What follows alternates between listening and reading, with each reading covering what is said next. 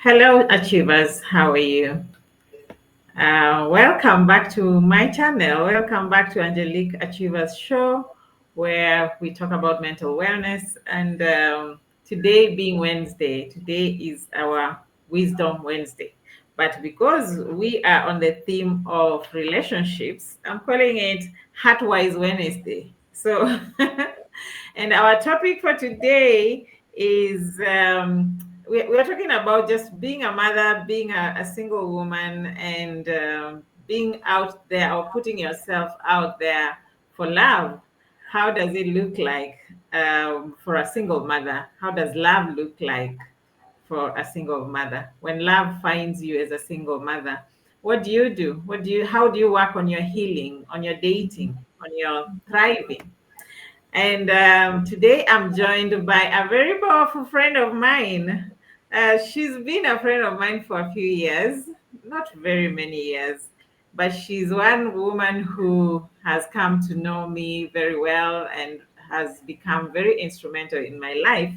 When you see me glowing, please give her some thumbs up. So, Lydia Ogoti, she is the founder of Amani Mental Awareness in Arts, and she is also an educator. She's a musician. Ooh. So, yeah, be ready for a good voice. And she's also a community health promoter. Welcome, Lydia. I'm so thrilled to have you. I'm so thrilled to have you on this show. We have been saying that we are doing this for quite some time, but it's Yes, we never have. late. And Mhm. this is the time. The time has come. So, Karibu Hi. San, welcome to my show. And kindly, I know I have introduced you, but introduce yourself properly. Thank you very much, Angela. It's a big privilege to be here this afternoon. And I thank God for this wonderful opportunity where I can get to interact with you on this platform. Um, I am not that big, I am just me. And I wish she could realize that the story is the other way around. Ever since I met her like 3 years ago, my life totally changed. And I feel so transformed by her and what she gave me that developed me into the current me that I love and appreciate so much. So thank you so much, Angela, for being a beacon of light to me and to so many other people out there. To introduce myself, what more could I add? I am Lydia Ogoti, a single mom who is ready to mingle and proud mother of two sons, adult sons, and a granddaughter.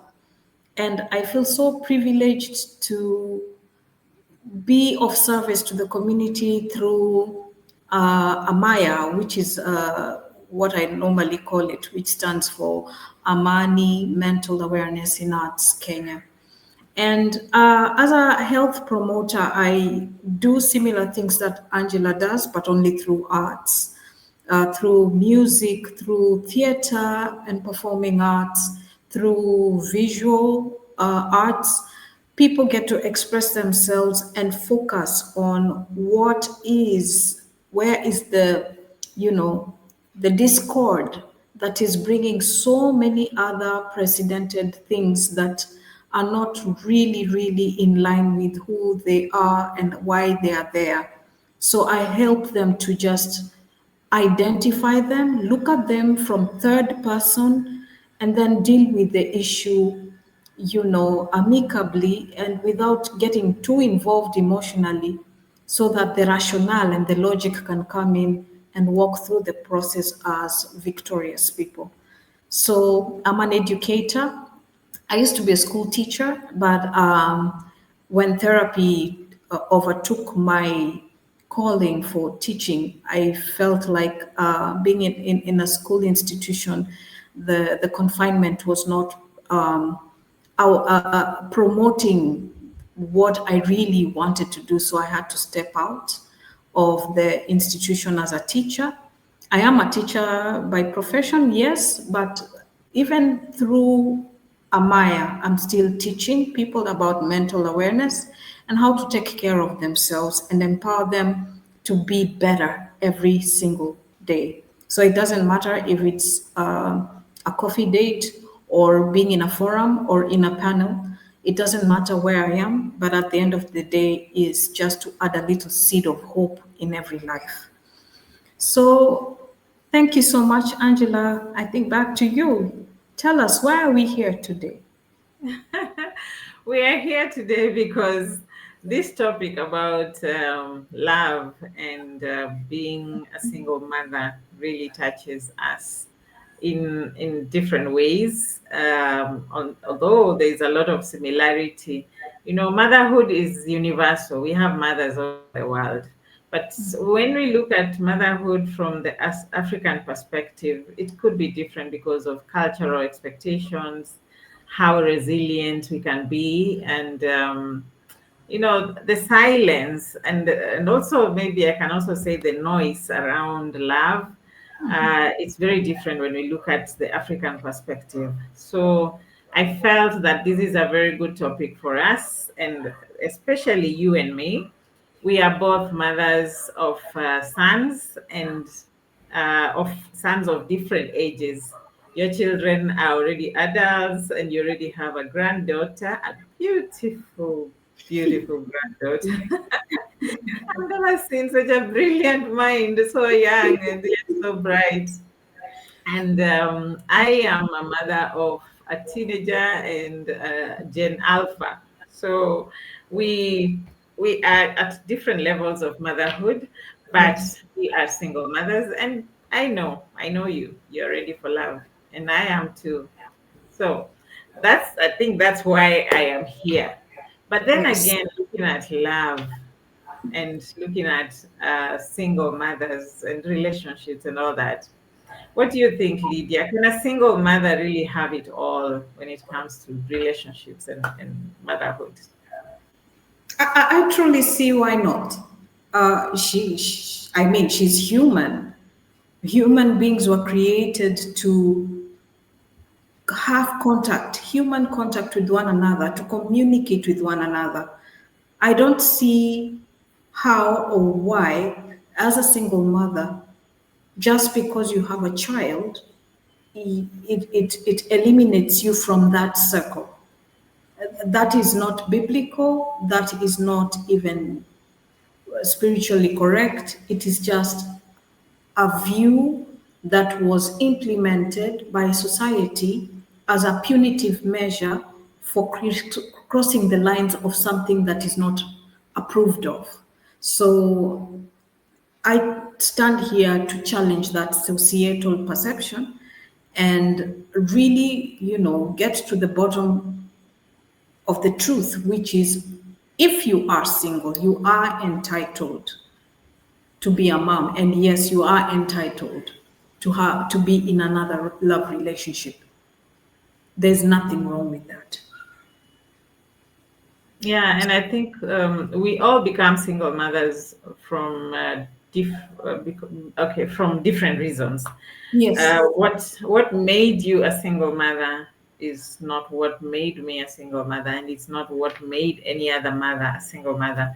So the narrative in the society's minds is it's always never true, because until you step into the shoes of that single mother, until you live her life, that's when you can, you know honestly and authentically speak about what she has been through, and what her desires are, and what her capabilities are.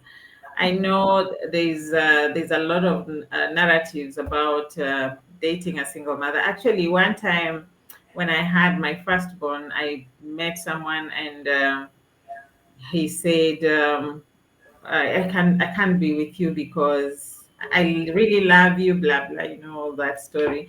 And then, but I cannot be with you because the father of your son will come back and take you away, or take the boy away, and all that. And up to now, I'm still single, and he's never come back, and now I have another one. So there are so many stories out there, but there's the way we know how it happened. We know how we look at life from our own lenses, our emotional lenses, our physical lenses, our psychological lenses, and our spiritual lenses.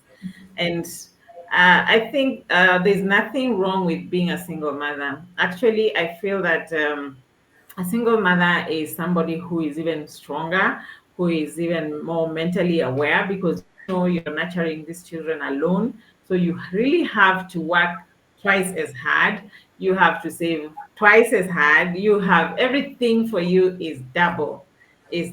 So there will never be a time when a single mother can, or a person who is in a marriage can say, I am better than a single mother or a single parent for that Yeah, it's matter. true. It's And true. that is very true because we live that life. So you're not in a marriage because you're better, you're just weaker, or maybe, or maybe. So it's not about lack, it's not about it's, I don't know, it's just God's alignment that for us we find ourselves in these situations. But then looking at these lenses, there is a way we look at love. What does love mean to you when you look at life and love from the emotional lens of a single mother, Lydia?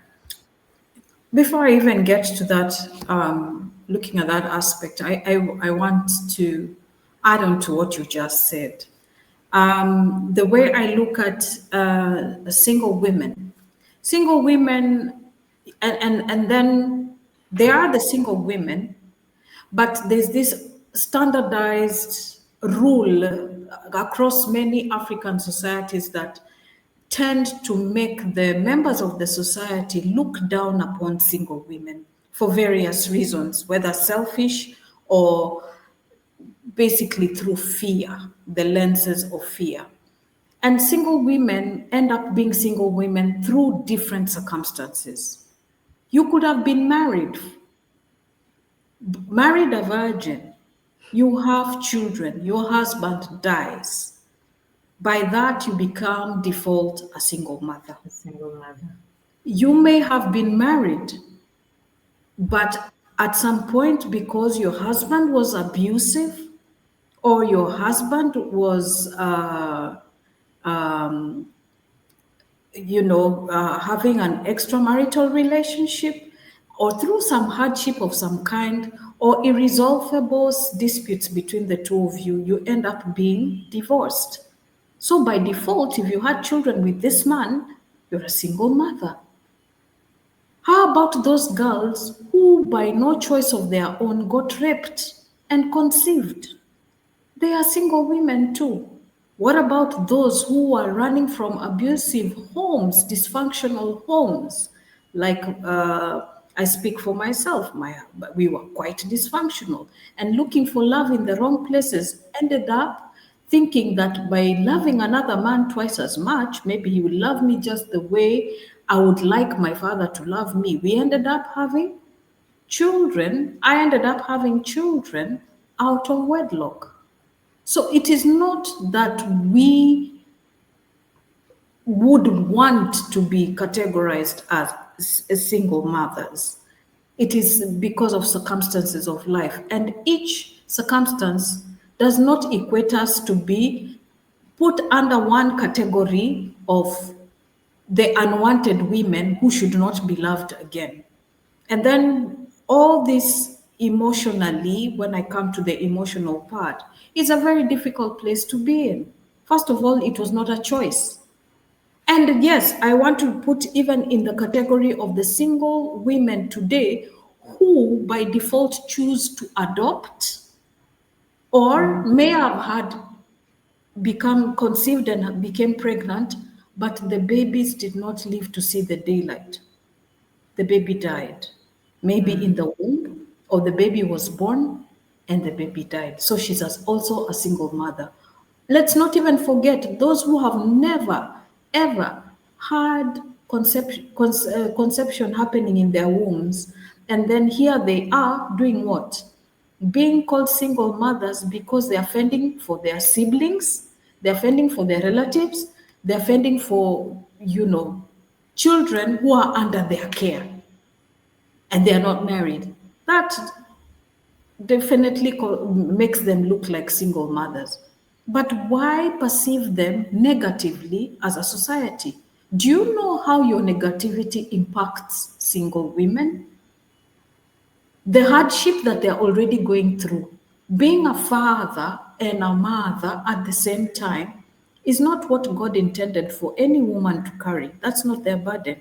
But they are the breadwinner, they are the friend, they are the guide, they are the educator, they are the everything from bills to even the very life of that child that they're holding in their hands or caring for is a responsibility added to them. And it becomes worse when this woman is not equipped to carry that burden.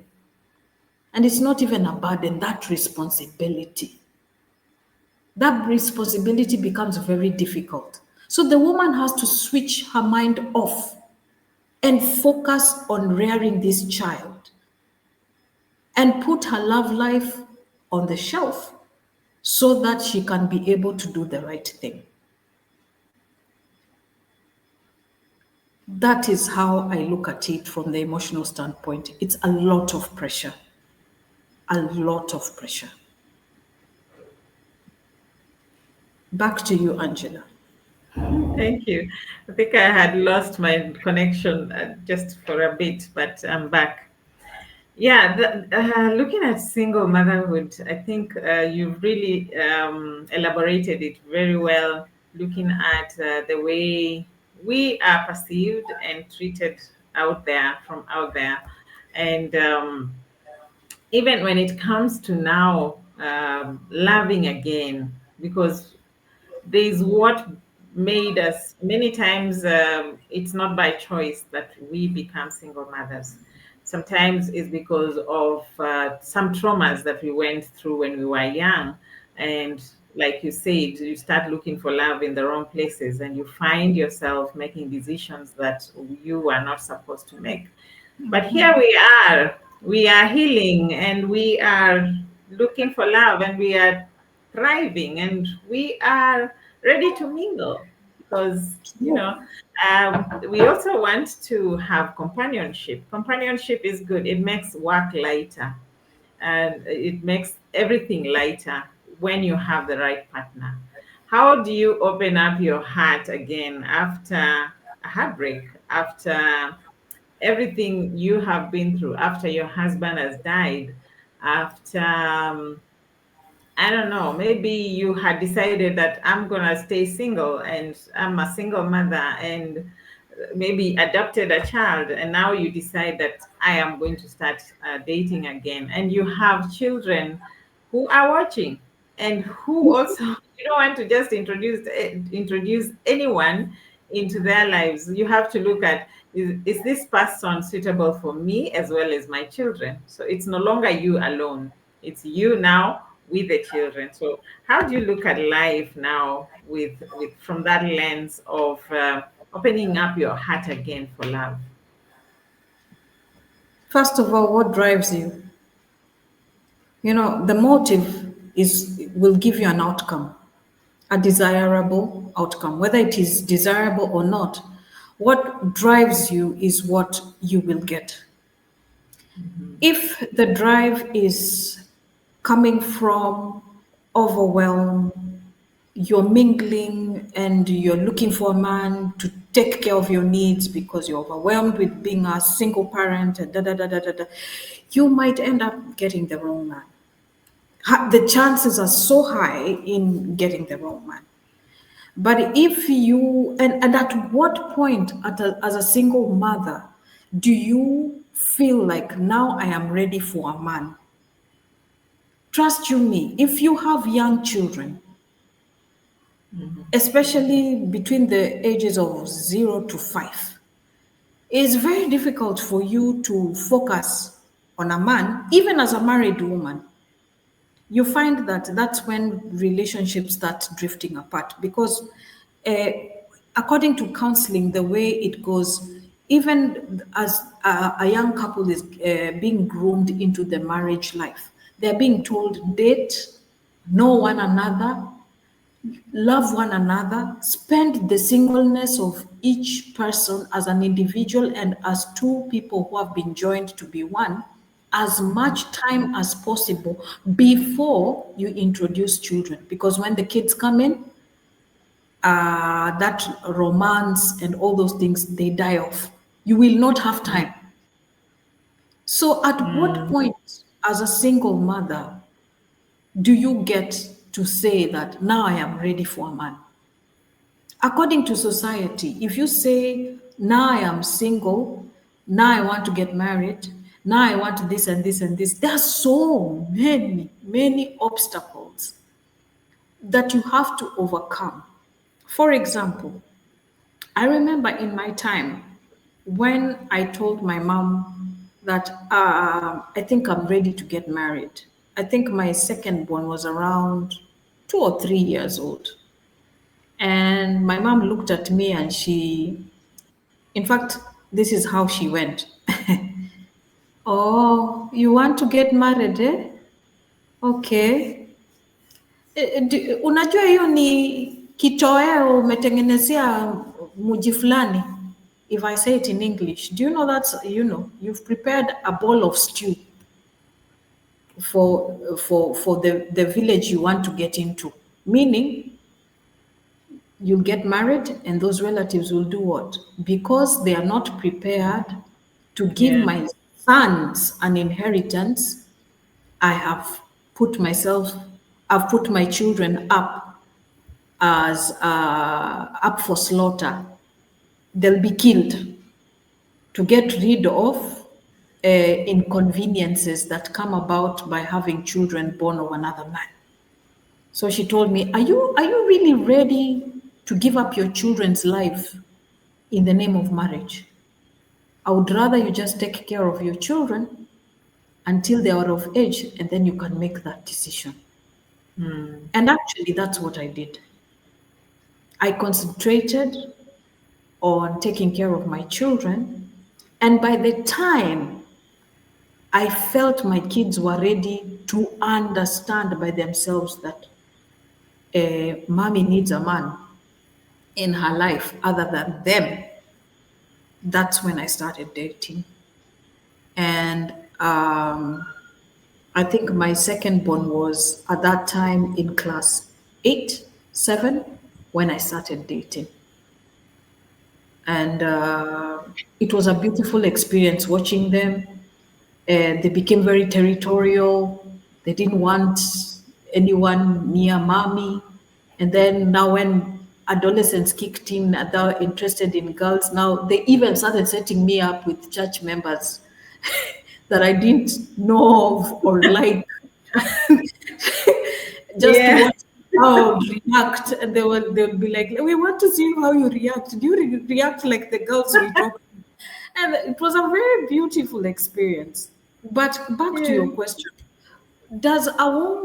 how does she know how to separate her motherhood, responsibilities, and all that to be able to get into the circle of getting into a relationship with a new partner? Do you know, Angela, that this woman, being single, is so empowered that she's actually intimidating to any man she meets because she's self sufficient. Mm. All she needs is a little bit of support, be it financially or emotionally or psychologically, and she will soar to the uttermost limits of the sky, out of space even. So many African women, as single mothers, we are very, very strong. Compared to our counterparts who are married, we are very, very strong. Strong willed, strong minded, because we are like warriors out in a battlefield in the front line, and we have to eliminate because we are busy shielding our future, and that's our children. So when you meet this man Are you ready to lower yourself down? Because a man naturally knows that he has to be on top and the woman at the top. You're there, you want equality because you've played both roles. Are you ready emotionally to say that? Are you ready to be asked, umetoka wapi? Where are you coming from at this hour? Are you ready for those things? Because you've lived your life, nobody asks you such questions. Because you're programmed, you know what to do, you know when to do it, you know how to do it. So here is a Mm, man who will come and ask you questions. Where have you been? What's for dinner? What's for this mm, and that? So you keep, and then you reach a point where you ask yourself as a single woman emotionally, who is taking care of who? Did I add another child into this into the into my life. yes. Did I add another child? So and I've heard so many women say this. My husband is my firstborn. Have you ever? Yeah. You've heard of such talks? Yes. My husband is the firstborn. Then my firstborn is now my secondborn because they want, men also want to be nurtured in a way, but this has been stripped off from a girl because now she's a mother and she's giving, and when she wants her needs met, the man is not capable because he already feels overwhelmed Mm, that this woman is here, she's capable and she's very strong. yeah. What yeah. And then there's this aspect of now children. How do you separate yourself from the children, and how do you have to, yes, include them in this relationship, because I think we date and we tend to, when we are mothers, when you're single mothers, we date, we tend to get to know the guy, but we don't let the children get to know the guy.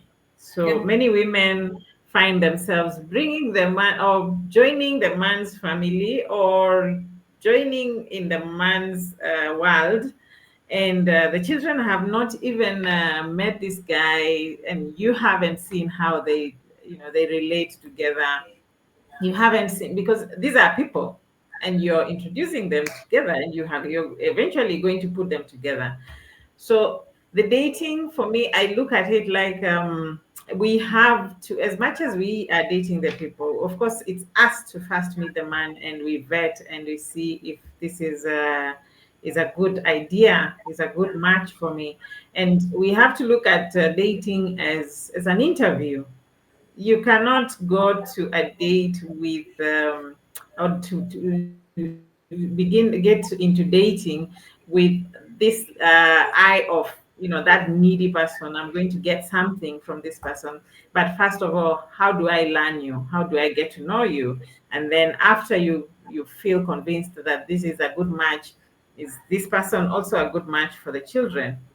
And as much as we are still getting judged out there, the society has their own perception about us single mothers. It is our responsibility now to take the mantle and move with it. Yeah, as recent as last week, a friend of mine asked me, "Why are you still single?" And the way you're beautiful, you're brilliant, you're a good person, and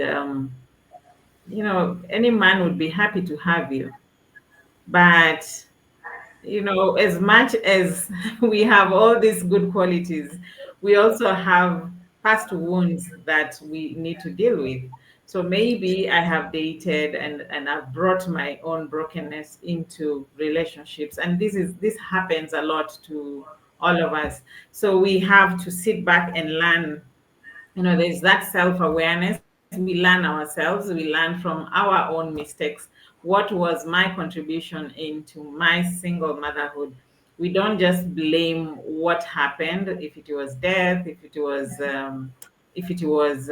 maybe rape, or it was childhood traumas that put you there. Yeah. You Yeah. have to learn afresh yourself. You have to heal yourself and get out of what it is that broke you or put you there. so that you can now start embracing yourself with a new lens, as a new person altogether. So we have to grow from what was to now what is, and rebuild a new us, so that we, as we go into dating, then we are going with an open mind. We are not going because we are lonely, but because we have discovered ourselves and we have healed ourselves. So I think, looking at it from the emotional point of view, are we lonely, or are we self-aware? Are we running into the marriage? Are we ready to mingle because we feel lonely? Because if you feel lonely and you go to a marriage or a relationship because you're feeling lonely, then it means that you don't even like yourself. You don't have, you don't create time for yourself, for you being alone, for you creating that a life alone. So we have to really build ourselves alone, to discover ourselves and fall in love with ourselves before we can push ourselves out there for others to love. Now, there is also the psychological lens that we have to look at. The angle of, looking at therapy, looking at self-awareness, looking at all these mind shifts that we need to apply, we need to do. And sometimes we have gone through stigma. We have been stigmatized as single mothers. And like I said, because people are not aware of what we have been through or what has put us there. Yes, dating a single mother is not an easy thing. That's a fact, because you're not just dating a single mother, but you're dating a mother and a woman who has children. So the children you have to look at that. It's not easy. It's not for the faint-hearted, but it is still possible. But Can there's you now stigma. How has stigmatization affected you, Lydia, as you come back to now the dating game, and how do you affirm yourself so that you become, bulletproof to these stigmas? That's a very interesting question because I look at it twofold. As you were talking, I was busy looking at the New Testament, the story of Joseph and Mary, who gave birth, Mary who had the child Jesus. And if you look at the backgrounds of these two people, Mary was a virgin. Mary had no was being betrothed to a single man, father, who was ready to mingle. And when I look at Mary, who was a teenager at that time when she had baby Jesus, a child that was not biologically Joseph's, that relationship in itself is a very complex thing to look at based on the context and time that they were living in. But one thing comes out very clearly. Joseph may have not had enough time to groom Mary to learn how to integrate and associate with his children who ended up despising Mary. Why do I say that? When I go to the same Bible and I look at Mary, who was now at the cross watching his own son crucified, and she was there, but who was comforting her? John, another Mm, disciple. yeah. Where were the Where was sons? Joseph? Where were the sons of Joseph? Because Yes. I remember at some point they did that Kenyan thing. Tukutane nyuma ya tent. We have something to discuss. That's the only time I am seeing in the Bible where they came together with Mary because they wanted to stop Jesus from preaching the gospel. That in itself tells me what kind of relationship they had. So when I look at Mary emotionally, psychologically, she was going through some big challenges because She was trying to apply herself. She was trying to be accepted. She was trying to be loved. I'm not questioning the love relationship she had with Joseph, but the children made the marriage look like it was a strain. But coming back to me, talking about the stigmatization, I began by saying I come from a dysfunctional family. And I had to really go through a process of healing to even learn that my family was dysfunctional. My father and my mother also came from dysfunctional families. When they came together, they gave birth to children in a dysfunctional setup. Yeah. So they did their best. But even by doing their best, it came with some almost non um, erasable damages. And those damages shaped and conformed me to believe men are a certain way, which is not true. All men behave in a certain way, which is not true. I started having the expectations based on how I should behave, which is not even true. So I was battling myself, battling with my reality, mingling with a man, clearly, even for sometimes the wrong reasons, me coming with a set of expectations which turned out to be quite unrealistic.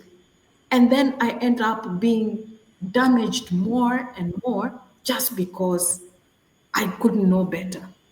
I had to remove myself and learn to be with myself and learn that loneliness is not a reason that should drive you towards a man. That it is okay to learn to be alone. When you hear widowed women talk, they are busy learning that on the spot, and it's twice as hard as we've learned, so we can relate. But they can tell you that before they run to get married, because the other day I was looking on the YouTube, and it was talking about people who have chosen not to remarry after their spouses died. Celine Dion being one of them, a musician, and then this artist, I mean, model, who married a rock artist, and she decided after her husband died, she's never going to remarry again. What is that made them so complete that they said, even my man in death cannot replace the kind of life we lived together, and no other man can be able to satisfy me the way I am, and I choose to be single. So, psychologically, if you do not go through a cleansing process that Yeah. you are talking about, like personal development, emotional and spiritual awareness, and learning how to decipher truth from error. And where is the error coming from? Is it by my programming as a child? Is it through what society says? Whose perception am I going to embrace? And how am I sharpening my own perception? Then you get into a relationship and you get disappointed over and over and over again because you did not deal with the root cause of why you get triggered to behave in a certain way, and then putting expectations where they're not supposed to be. So, self healing, which I advocate for, I had to go through it. And I Yeah. had to sit myself down. And nowadays, even in my singleness, I am not in a hurry to get into a relationship. You are asking a very important question. At what point do you get to introduce your boys or your sons or your daughters to the other man, the new man in your life? Do you know your children are quite a litmus paper, and they always Yeah. tell you the truth. Yes. They will always tell you the truth. And when your gut feeling says, I am not ready to introduce this man to my children, follow that gut feeling. It will never lie. Because that Mm, man may be there for other reasons than what you are perceiving him to be. yeah. So I will not advocate for girls, young women, to hurry up and introduce themselves, their children, or expose their children to these men quite easily because you don't know their background very well, their perceptions, their programming, their beliefs.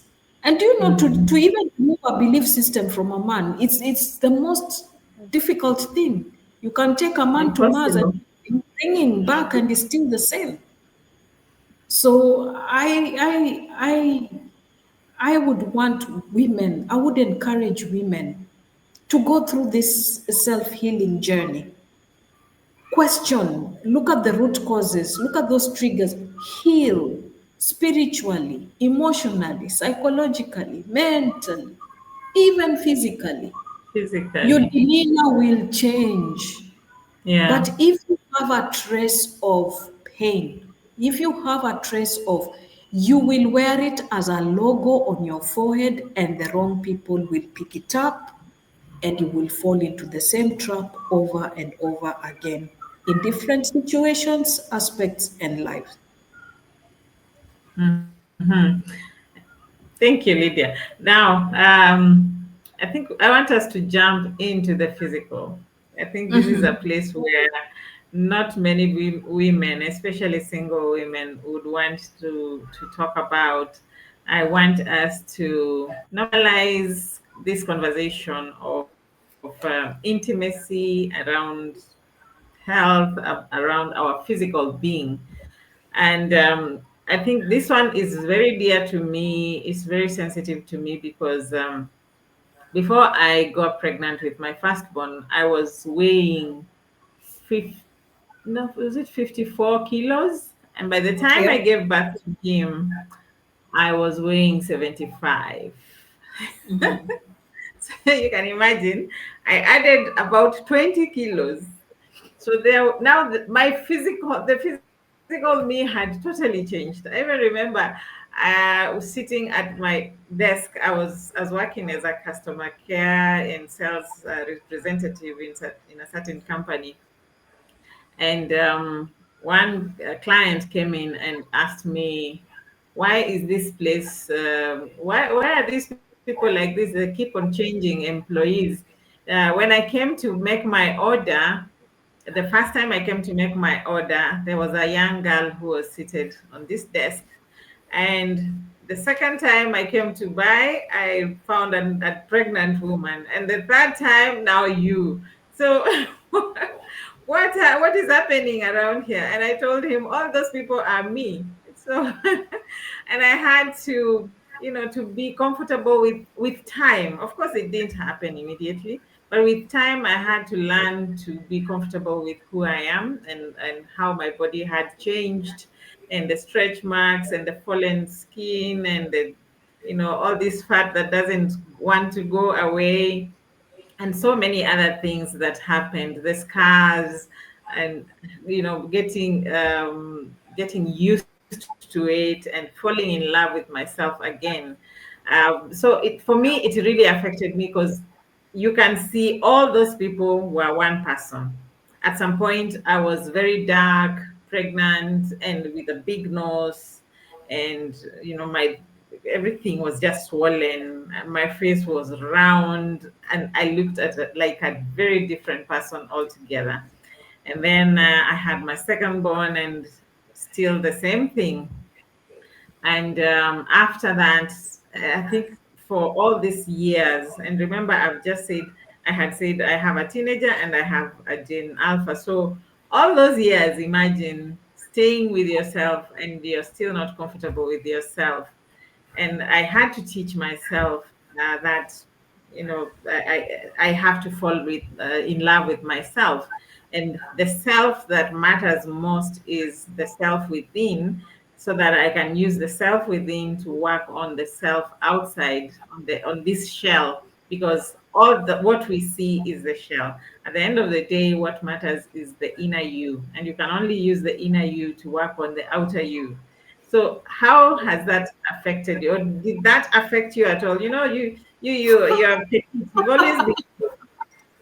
There are those women who they look so beautiful when they're pregnant. They give birth, they're beautiful. Their tummy just goes flat again, and they never experience these things I experienced. So, how do you make peace with all these changes? Well, it's a very interesting question. And of course, as you say, experiences differ. Yes, I can relate with you at some point where you're saying that weight was actually, you know, a big difference than what you were before you became pregnant. I used Yeah, and to it's not brag. just the weight alone. It's like I had another thick skin on this skin that you see. Yes, yes, elephant skin, Yes. as they call it. But I used to, before pregnancy, I used to brag about my 24-inch waist. And I had it for a long time. And Yes. then I gave birth for the first time. And then my waist came to 28. Relate and feel comfortable until now my waist is no longer 28, and that's for sure. It's in the 30 plus. What I did not appreciate, although my body hasn't changed much, thank God, with both pregnancies. And now that I'm in my 50s and dealing with the new changes, the perimenopause and hormones fluctuating and all these things, I can say I thank God, but still, I battled with self image a lot. Oh. I would dress up and look almost like how I was before I had babies. Because thank God my body frame did not have major changes. But you open my blouse, you start looking at the scars, the stretch marks, and then I gave birth naturally, but it was not easy. The scarring down there, I hated the way I looked. I thought I was ugly, and I believed I was ugly. And if any man would tell me, Lydia, you're beautiful, I would actually say they are saying that because they want to have sex with me. Hmm. I couldn't believe what they were saying because my self image was very poor until I met a man. This man, he told me to go Mm-hmm. and read that verse, Psalms 139. I am beautifully and wonderfully made. And he told me, I want you to go look in the mirror and you stand there for 5 minutes every morning. And this was before I even knew what life coaching meant. And that, Hmm. I think my son was about 4 years old, my second born, when I met that guy.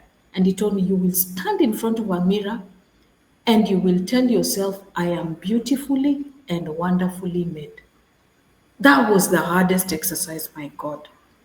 And he would call me at my office and ask me, did you do it today? And please be honest with me. No. So if today you missed it, tomorrow you do for yesterday. You do twice as long. So if it was 5 minutes per day, the following day, Yeah. if I miss, I'll do 10 minutes. And he would Wow. tell me, you must be accountable that you are beautifully and wonderfully made. And that started to change. And the more I Hmm. started accepting myself, I started changing. I'm naturally dark skinned. And then I started creating this bright hue of dark skin. And people, I know some people, uh, mostly it used to happen with the Caucasians, the white people. They would come and touch me, and they would be saying, Your black is unique. You're glowing. Hmm. There's such a clothes, this blackness that I can't. Are you wearing makeup? And I'm like, no. In fact, I used to apply Vaseline and Arimis. I rarely used to wear makeup until I got into my music profession. So I never even wore makeup even during my performances until later when now I could afford to buy makeup.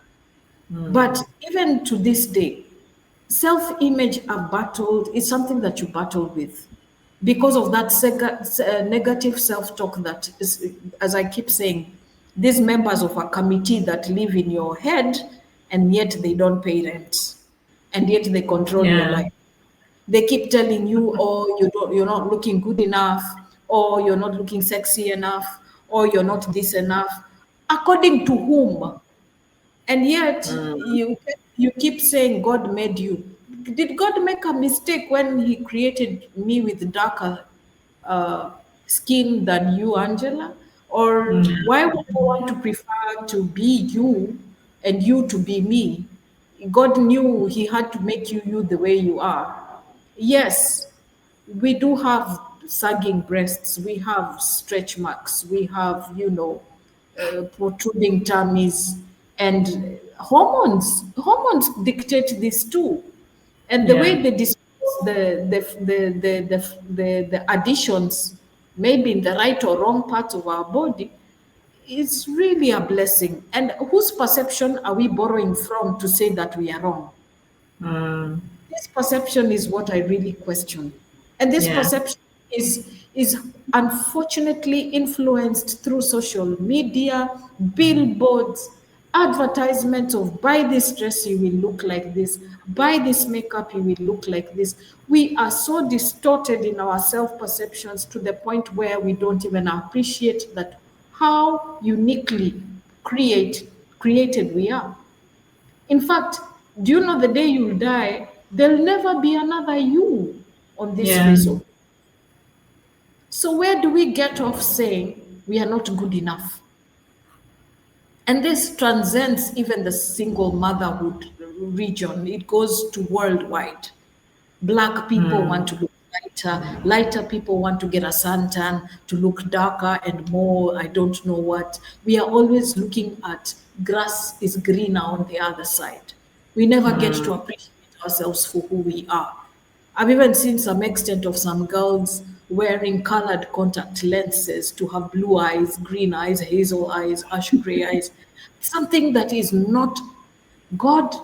God is not a person to be faulted. When He created you the way you are, He said it is good. It is done. You are beautiful. You are Yeah. handsome.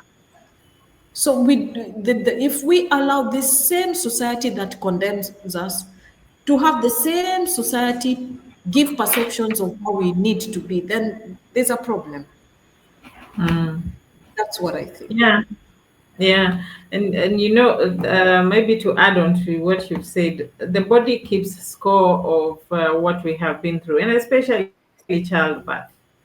And it's constant reminder. It's a constant reminder every single day. You're reminded that you went through this trauma because and that's why you have children and all that. And if you're not careful with your own mental wellness, you will always having have a negative perception of yourself. I think for me, what I really would advocate for, what I tell women when we are talking about this topic is change the narrative in your mind of what you have been through and all these scars that you see. So for me to fall in love with my stretch marks, I had to tell myself this is my PhD to motherhood. It's an achievement. This is my best achievement on earth. This is a mark of that achievement, because nobody is going to come and give you a trophy and tell you that yay, you're a mother, yay, and all that. Celebrate you for for all the pain that you have to go through to to Exactly. bring up children, the joys, the tears, the sweat, all that, the blood. Nobody's going to come and tell you that, yay, look here, it's glamorous. It's never going to be all that glamorous. Yes, it's beautiful having children, but it comes also with its own challenges. And when we look at Yes. the challenges, and many times the the human mind tends to pay attention to the pain instead of the beauty and the love, and so we pay attention more to the pain. So we have to really be very conscious and take the initiative of changing this narrative in our minds, telling Yeah. ourselves that it is a good thing that we achieved. It wasn't trauma. It was graduating to something different, something bigger, something better than yourself, something more bigger than yourself, and that will help us not to feel guilty of being in this situation. When it comes to now my body, my weight and all that, I had to look at it like this is a coat that I'm wearing, the same way like the way I'm wearing this dress. I'm covering now the physical me, but the physical me now, this other part, the one I touch now, the skin and all this is just a coat that I'm wearing to house the inner me, who is the most important person in my life. And because it is housing that important person in my life, then I must fall in love with this. It's like going to the shop and buying the best outfit ever. So this is the best outfit that I have for now to cover this, the inner me. And once you fall in love with that, once you get to know that the outer you and fall in love with that outer you, then you start getting ways of even making it better. And It's true. yeah, you can only work when you hate something, you throw it in the dustbin. So it's like when you hate that body, that's the body that you already have because of all those changes, then you never do anything with it. You just stay as you are, or even worse, make it worse by overeating, stress eating, and you don't exercise, you don't do any, Exactly. you know, any health And care and that kind of thing. So we tend to ignore all that. But when you fall in love with it, then you know that I need to keep on making it look better, feel better. So you apply your lotions properly. You know what works for you. You take care of your hair the way it works for you. yeah. Just falling in love with yourself and slay in what you have until now it becomes better, and it also falls in love with yourself. So it's like giving it life separately from the inner you, but it's still you, it's still within you. You know uh, what I want to add, if yes. I may, Uh-huh. Angela. There are two things here. When do you get to differentiate that? In fact, there are three. When do you get to differentiate between I'm in love with my body, or I'm in love with Lydia, or I'm in love with Angela as you or me as an individual? When do you get to obsess over it? And then when do you get to say, I hate? All these factors are driving forces that can either go on the other side of the pendulum, because the middle ground is love. If you understand that you love yourself, you will not be going to that extreme where you're obsessed. And if you don't like the way you look, yes, you love yourself. You don't like the way you look. If it's exercise, then you do exercise. Then, if it's dieting, do the right diet. Take care of what you have. It will give you a good result or a desirable result. But when you obsess, how many women out here, even today in Kenya, would pay thousands and thousands and thousands of shillings just to go and do a makeover? Breast implant, the behind implants, plastic Mhm. surgery. I don't like the way my eyes look. I don't like the way my nose looks. Teeth, they need to be realigned. They're chiseled to look like I don't know what.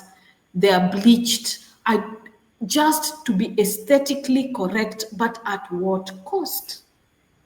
Look at the women who've bleached their skins. They cannot even have surgery today Yeah. because their skins can't handle another trauma. Mm. And then the extremists who go to the other side, we hate ourselves, we can't do anything about it. They're unkempt. They don't comb their hair, they don't wash.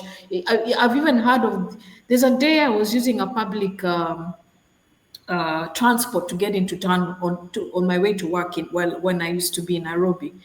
And it was early in the morning. You know, the way you get into a matatu, it's 5 o'clock in the morning, so it's pretty chilly.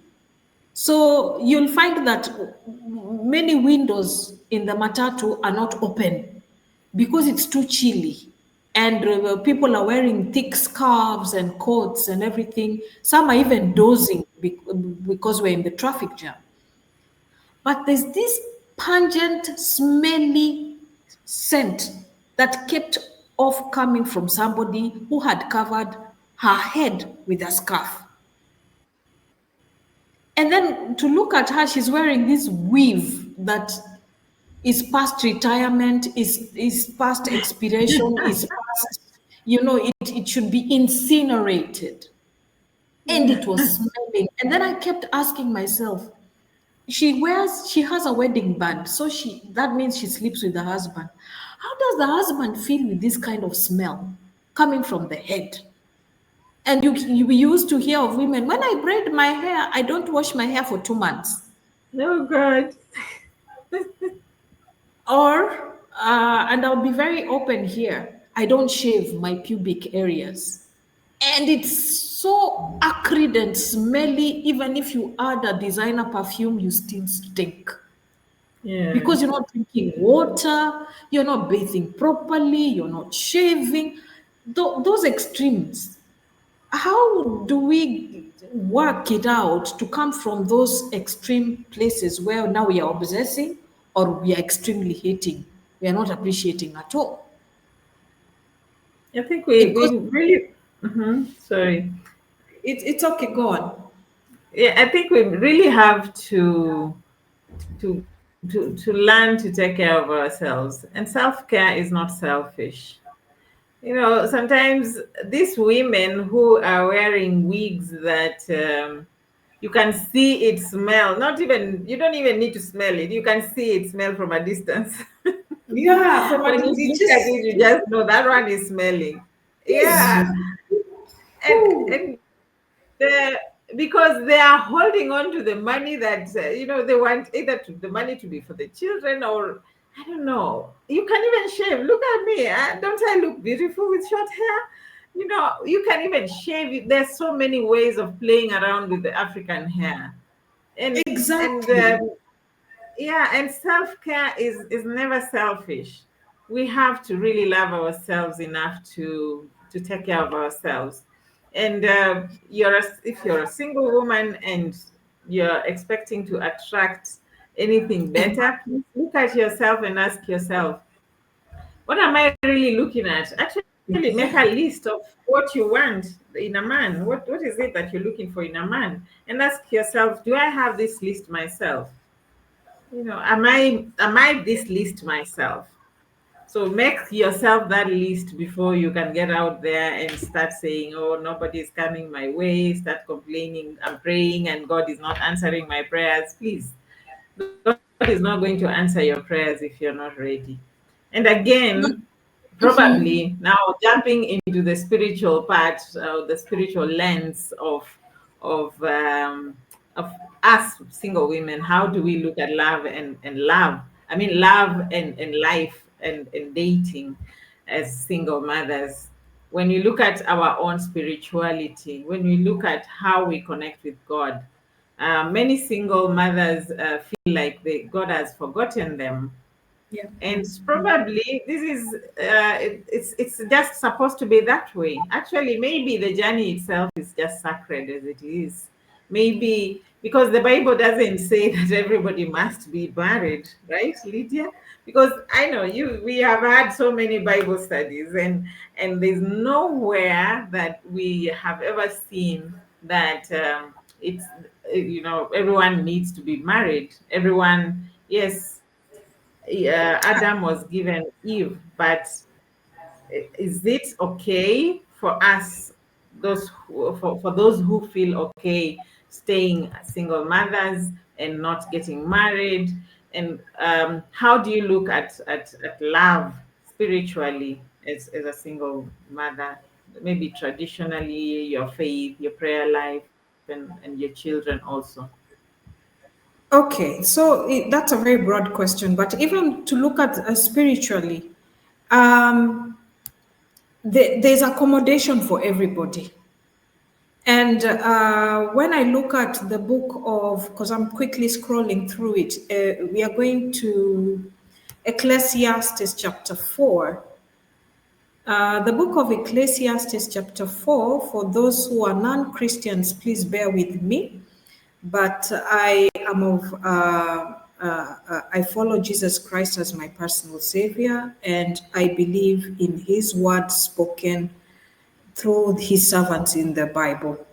So it talks about, friendlessness, being without uh, uh, relationships. And I look at chapter 4, verse 8, where it talks of there's a man all alone. He had neither son or brother, and there was no end to his toil. Here it's just talking about, you work so hard and you have nothing at the end of the day. It's truly meaningless and a miserable business. And it goes on to encourage in verse 9, two are better than one because they have a good return for their labor. If either one of them falls down, one can help the other up. And also, if two lie down together, they will keep warm. But how can you keep warm alone? Though they might be overpowered, two can defend themselves.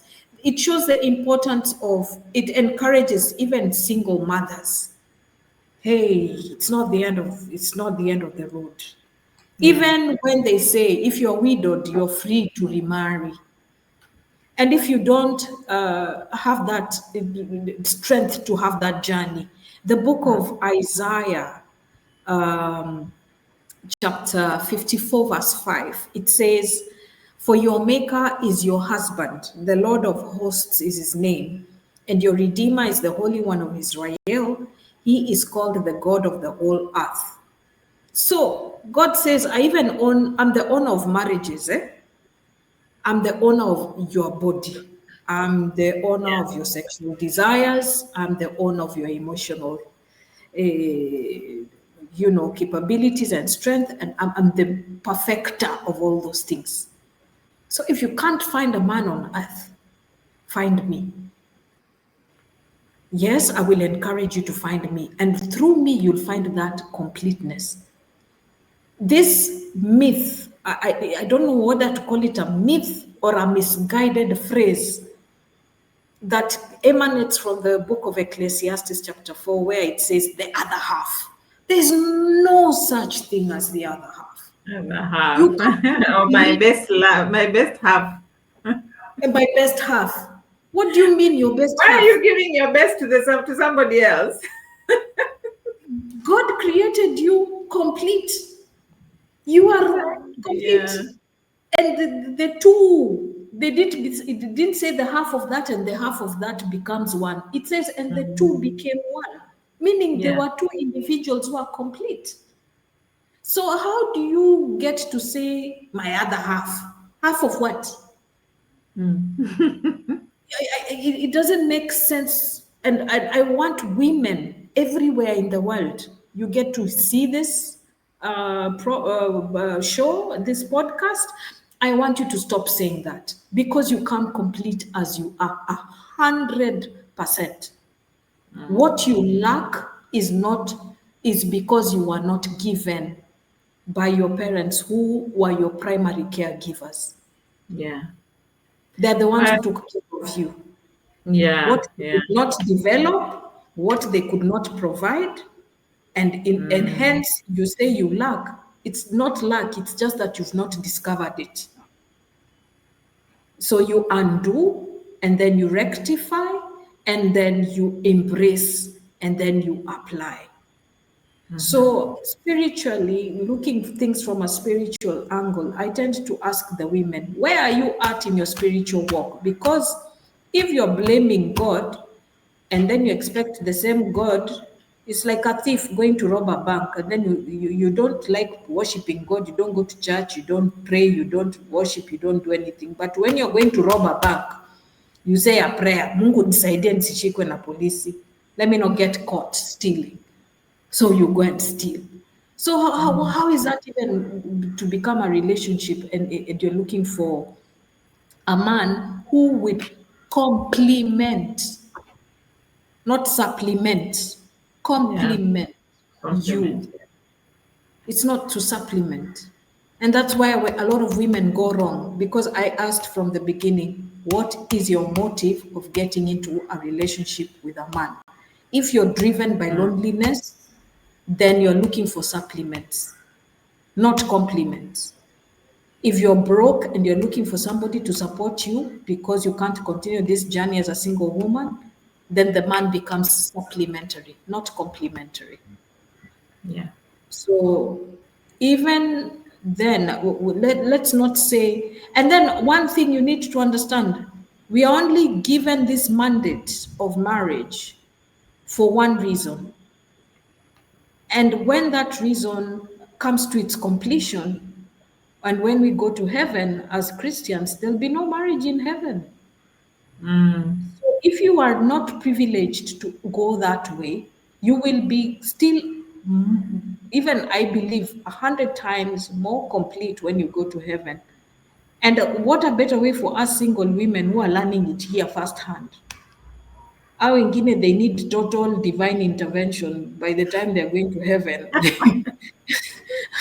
By the time they're going to heaven, they have to catch up with us. So Yes, for we are used to to we already singlehood.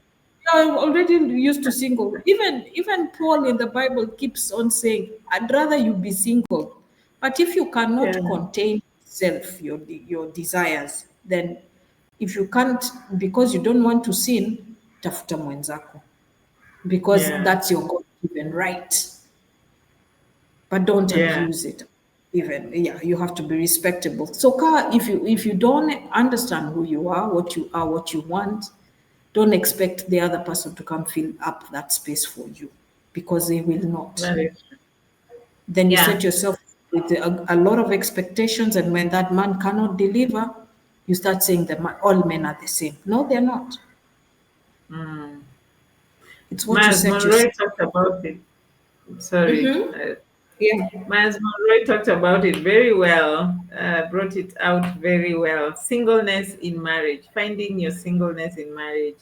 And singleness is the most important thing in life, because that is when you know how to be yourself. And when you get married and you start copying who your husband is, actually, many women get married and lose themselves.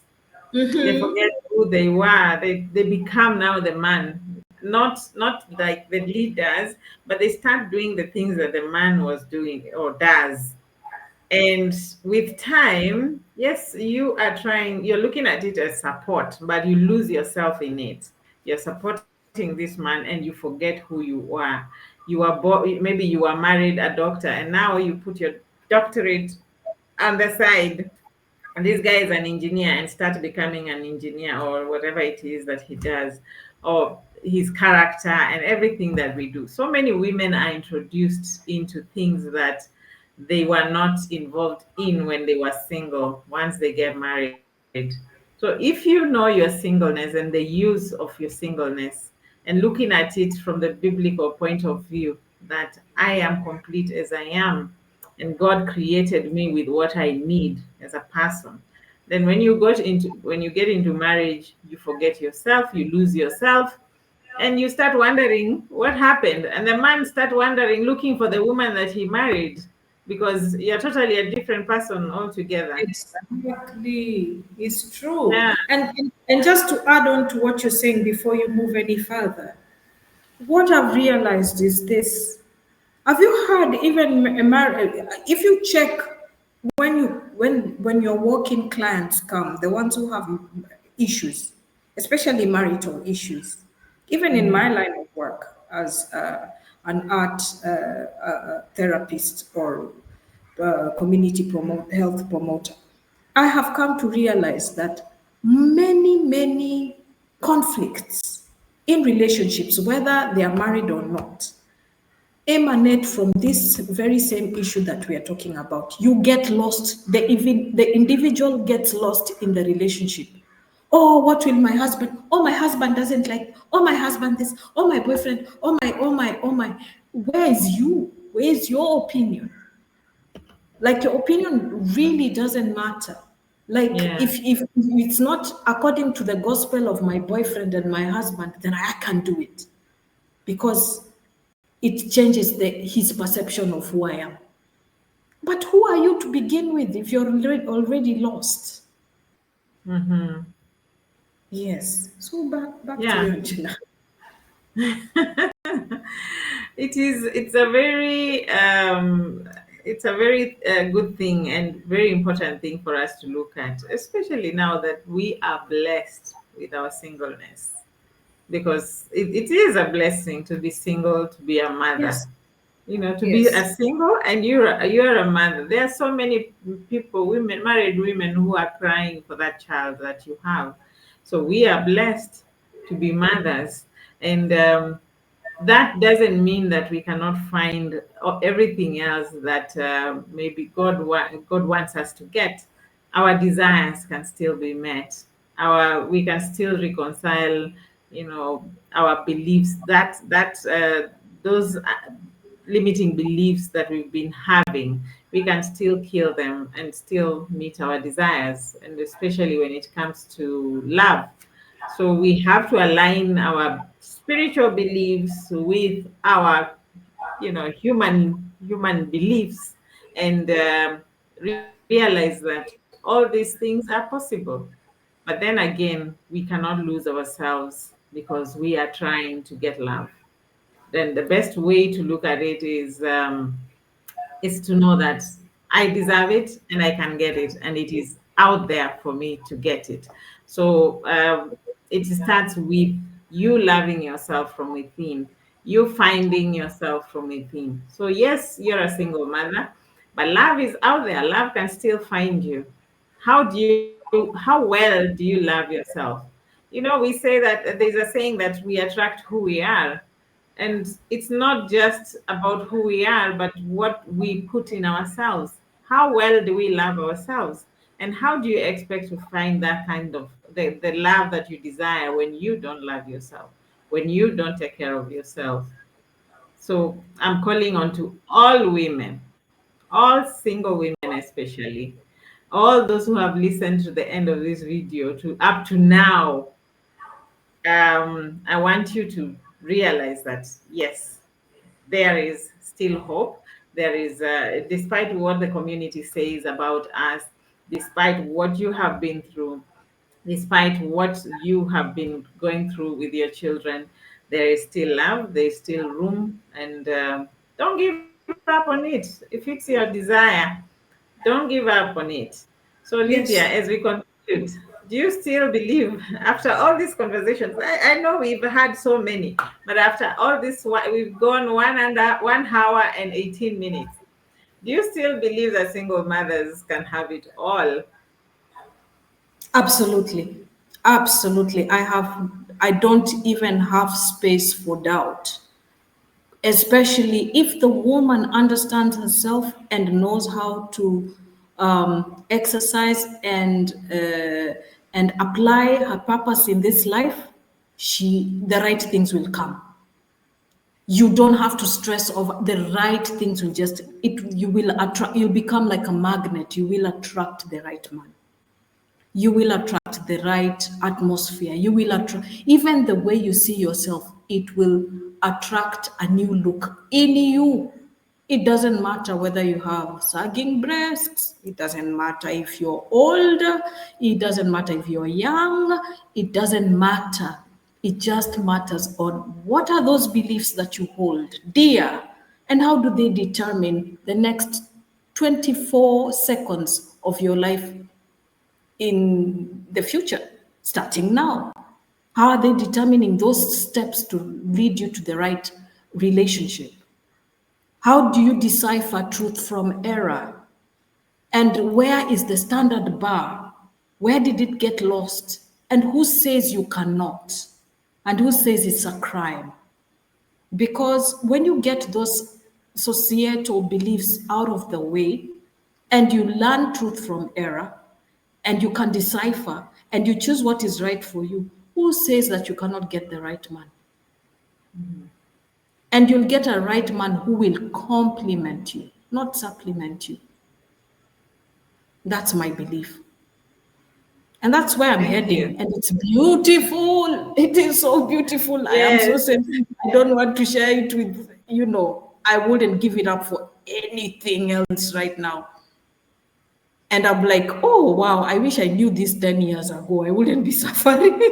But here I am. I think I needed to mature in that aspect and then now embrace this. And I'm ready.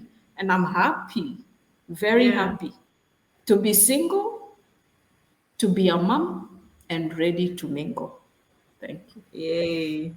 Yeah, and for me, yes, I know we can have it all, and we just maybe need to change the narrative of having it all.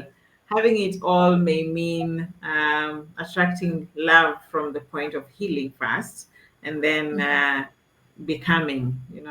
The journey of becoming. So when you heal, you become. So and when you become, then you can attract what is yours out there. So, yes, we can find love, and love is still out there for us. And I also cannot wait. I'm not looking for a fairy tale. I know fairy tales, yes, they do exist, but I'm not looking for a fairy tale. I think it's too cliche. I want bold and beautiful, you know. Yeah, I want a real man. And I That's know we really can attract that. So, yeah. Lydia, please share your contacts. Where can our viewers find you? I know your program is touching lives all over Africa, and I know there's a lot that we do together, and we are still going to do a lot together. So please let the viewers know where they can find you, so that you don't just disappear on us just like that. All right. Thank you very much for giving me this opportunity to have this, candid discussion with you and also to learn this journey that there is hope. You can't give up. Not now. Not now. No matter what you're going through, hang in there. There's always a shimmering light in that dark tunnel, and it will lead you to the right place. So I think I am basically accessible online. I can give you my email. That is, it will be found in the content box below. amayakenya@gmail.com. My WhatsApp number is +254 721 964 930. I can be accessible through those two ways via email and also via telephone. I can be able to come to where you are, conduct a workshop, or give talks, or take you through a therapy session, maybe physical or online, depending on the circumstances and your affordability. And also watch out for this space because there are online podcasts and programs coming up also. Thank you very much. Thank you, Lydia, for being with us today. And we are looking forward to more of this. I know you carry a lot of wisdom. I can never scoop all of it. I can never even scoop a small fraction, but I always grab what I can. And thank you for always being there and sharing your wisdom, being very open minded. And it's amazing how you say that you you've achieved a lot from me, but I think it's the other way around. Or maybe better yet, a teacher learns twice. We are both teachers, so Yes, yes, we learn from one another every single day. yes. So, viewers, thank you for being with us all this while, and see you again soon on Angelique Achiever's show. Bye for now. We love you, and see you again soon. Bye. God bless. Bye bye. Bye.